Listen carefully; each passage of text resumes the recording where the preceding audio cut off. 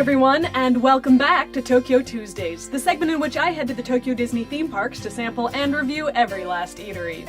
For our 47th episode, we're headed off to Tokyo Disney Sea's Nautilus Galley. To get to the Nautilus Galley, start in the Mediterranean harbor. Proceed straight into the main harbor. Veer to your right, heading around the water. You'll pass a number of eateries on your right, such as Mama Biscotti's Bakery, Cafe Portofino, and the Zambini Brothers Ristorante, all the while with the water on your left. As you head up the steps of the Villa de Vidi, turn left to continue around the harbor. Continue looping around, making sure to keep the water on your left. When you reach the passageway into Mount Prometheus's crater, go ahead and turn right to take it.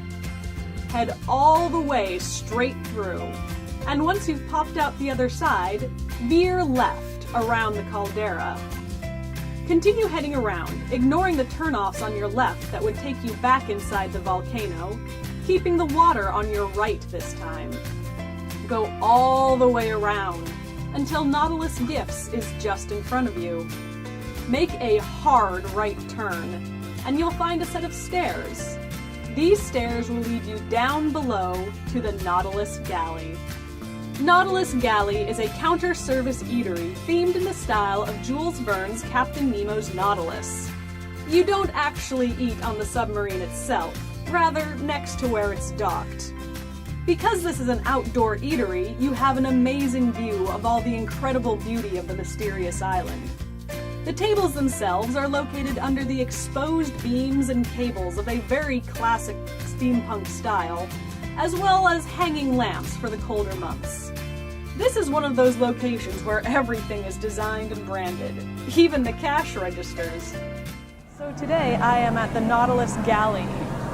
This is a place that specializes in steamed gyoza buns, and because it's Halloween, they are Queen of Hearts themed, which I absolutely could not resist, so I definitely had to do that. In addition to that, I got their snack pack, which is chips and raisins and cashews and all sorts of fun little snacky snacks like that. And then I got Kirin Orange because they did not have melon soda. So I'm actually fairly hungry today, and I'm also by myself, so I'm just gonna dig right in, see how these things are. Gyoza bun has a nice little heart on it, which is always fun. Ooh, it's sticky. So the first bite was mostly bun. It was just a little bit of meat, but as you can see from the cross section, it's mostly black in there, and then the red is wrapped on top. I would have assumed it was the other way around, but nope. So they called this gyoza dog, and so I was sort of expecting there to be a hot dog somewhere in the middle of my gyoza, but it's all just really chopped and diced meat in there, which isn't bad, but not what I was expecting either. I've also got a steamed bun stuck in my teeth. As far as gyoza goes, it's relatively bland. I usually prefer my gyozas to have a lot more powerful flavor to it. So maybe it's not bland, I just prefer more flavor, but yeah, I was hoping for more. Right, on to the assorted snacks. Chips are good. Maybe avocado, but I'm not very good at identifying avocado. I don't think they're wasabi because they're not spicy, they're salty, but cashews are sweet, almost sticky. Kind of makes me think of maybe honey. Very sticky. Now those are also stuck in my teeth. Walnuts, I think? I think I had those walnuts, and now these are cashews. I'm not good at identifying nuts. Those ones taste like they might have a little bit of cinnamon on them. Raisins. Raisins taste of raisin. Very tasty, really. So, I'm going to finish up my gyoza dog. And I'm going to finish up my nuts. and then I'll be on to the next place. Bye!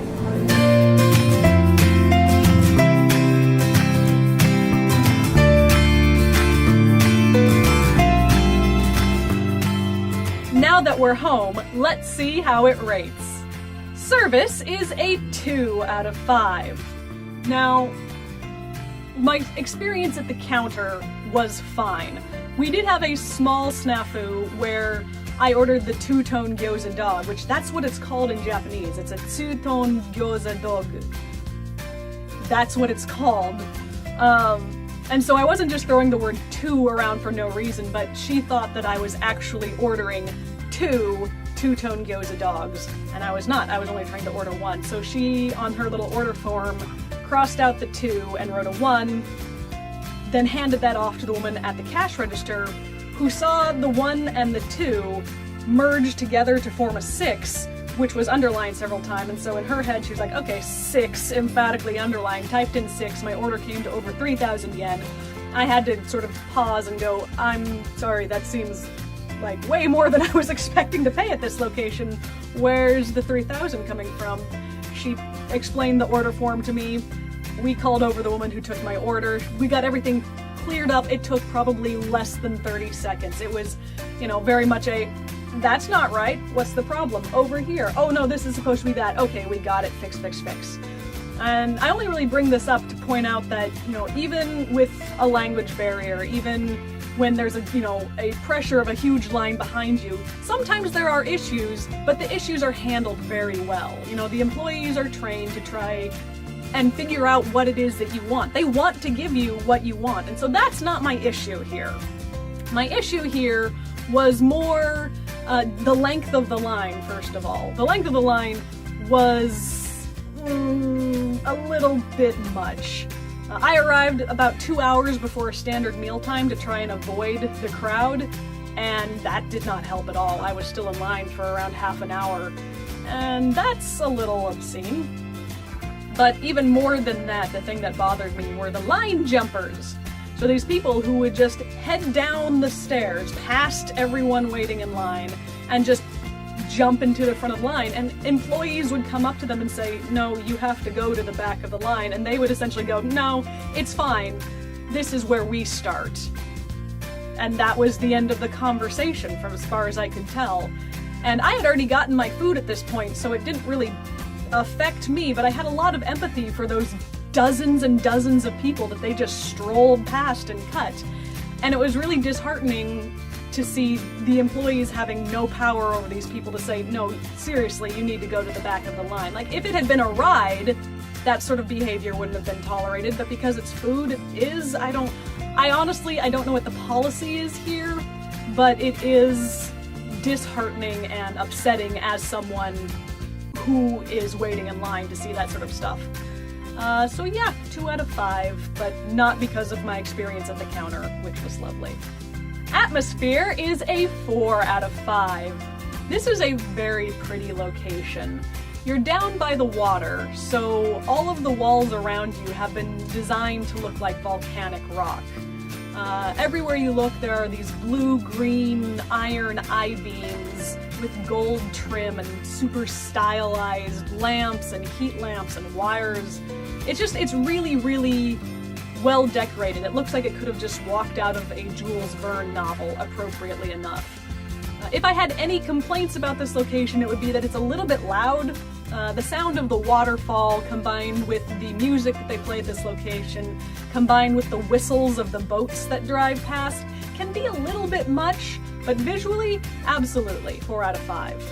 Price is a 2 out of 5. Honestly, the value here's not that great.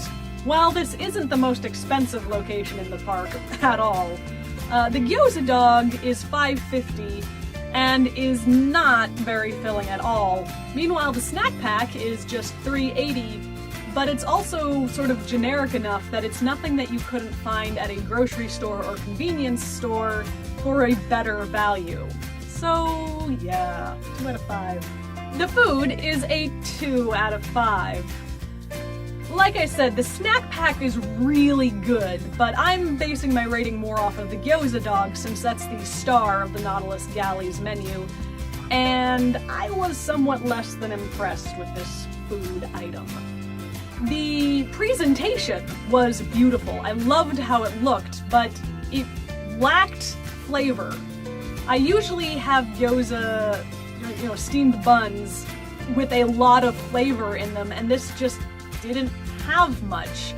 Additionally, the filling to bun ratio seemed skewed very, very heavily in favor of the bun, which maybe accounts for the lack of flavor. So, I don't know. It wasn't terrible, I was just expecting better. 2 out of 5. Overall, this gives the Nautilus Galley an average rating of 2.5 out of 5, which seems a little low, but what you gonna do? That's math for you. With a 2.5 out of 5, this ties the Nautilus Galley with a number of eateries on the master list. I'm gonna go ahead and slot it in underneath the gazebo, but above the chuck wagon. I preferred the food, such that it was, at the gazebo, but the wait times were actually better at the Nautilus Galley than at the chuck wagon, so it goes above that.